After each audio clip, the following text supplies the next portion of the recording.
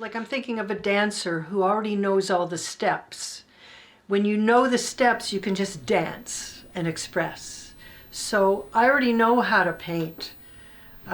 So because I'm so fluent with the paint, this is my language, I can just express through my paint.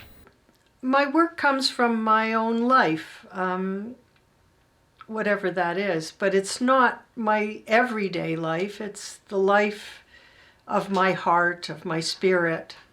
That's the part of my life that comes onto the canvas. My name is Judy Singer, and I've been a professional artist since my first exhibit in 1974, and I'm grateful that I've been able to do this for my life's work. I was very fortunate. The 70s, 80s, and 90s in Toronto especially was a very active art scene here. There was a big community and all the artists knew each other, and there were a lot of galleries and a lot of collectors collecting art in those days. I describe my art as, well, first of all, it's abstract. It doesn't define an object, but I think it's about a feeling, and it's all feeling, and it's about what a painting does. It's not about what it means. I mean, I hope it has some meaning, but the meaning, I think, comes from what you feel through the art, what I'm transmitting. And that's, well, I'd be writing about it if I could write about it. It's painted, though, it's visual. Yeah. When people come to see my work, my hope is that they feel uplifted, inspired, they feel some joy and beauty, for sure, to bring some beauty into somebody's life. Yeah. Teaching at York University really affected my creative process because I had to really understand art and what I was teaching.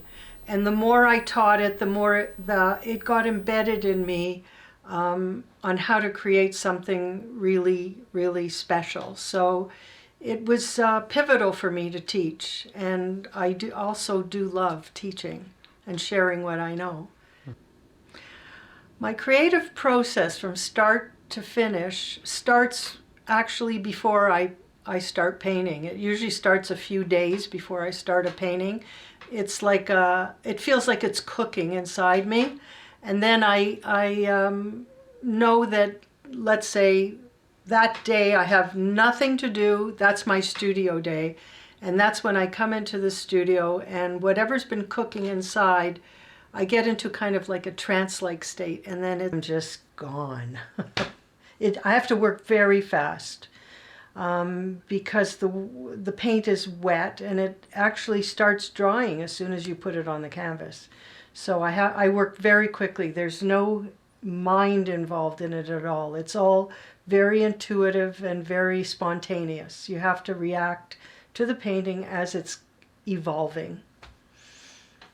Part of the process is the before and the during and then the after. It doesn't just end with the painting, because the painting changes as it dries. And the next day I've had some distance from it, so I can put it up on the wall and I look at it, and I could look at it for weeks till something happens in me where I think maybe this isn't a good painting, or it is a good painting. I add little touches here and there.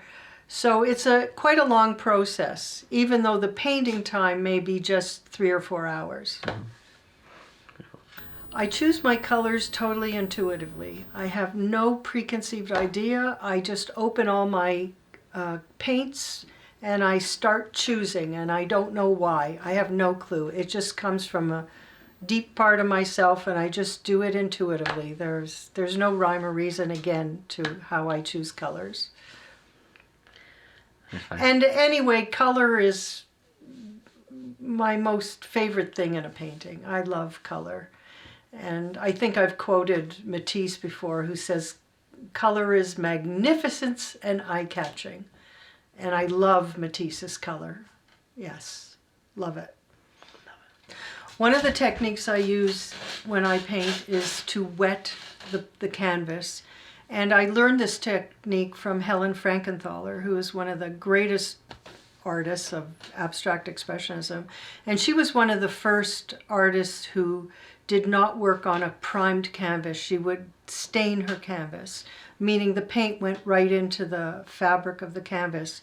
And I was drawn to that technique, and that's the technique that I still use to this day. I think most people don't understand how important the edges are of a painting. Hans Hofmann said that the first mark that you put on a canvas is already the fifth, which alludes to the fact that these edges are so important and an integral part of the composition. So I think a lot of people don't understand that how important the edges are in a composition. So after a while, after I'm working on a certain series, I've done a lot of paintings, and I edit them very carefully. I actually throw out in the garbage half of what I do. And I do have artist friends, one in particular who I went to school with at York, who comes over and she helps me critique my work. It's very hard for me to see my own work. So I rely on feedback from trusted people to help me edit it. But I do throw out a lot because I can't work over it. It's a one-shot thing that happens. If it doesn't work out, it gets tossed. So it's a very heavy editing process. This particular series that I'm showing, I named Prisma.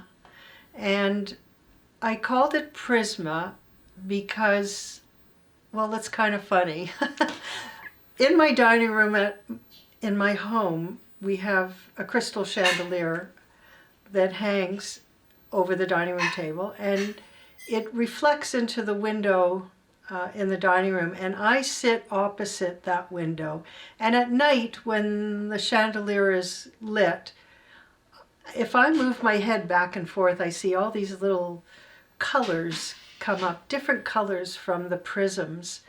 And I love them, and I wanted to capture that feeling of the prisms in my work. So I'm sitting in this studio, which I am completely grateful to have. When we first moved to this house, we were newly married, and the studio where I was in, the guy was selling the building, and I had to find another studio.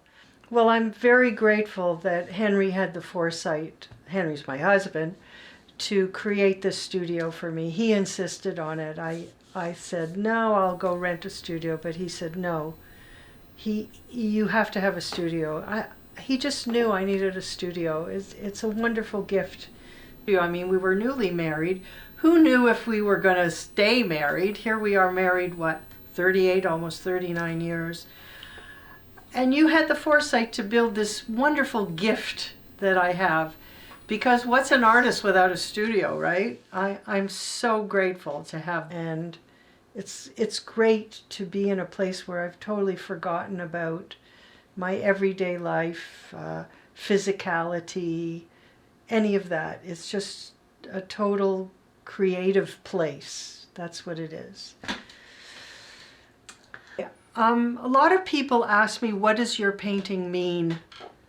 And truthfully, I really can't tell them what it means. I think more importantly, it's what the painting does and how it makes you feel. Meaning is something we project onto something.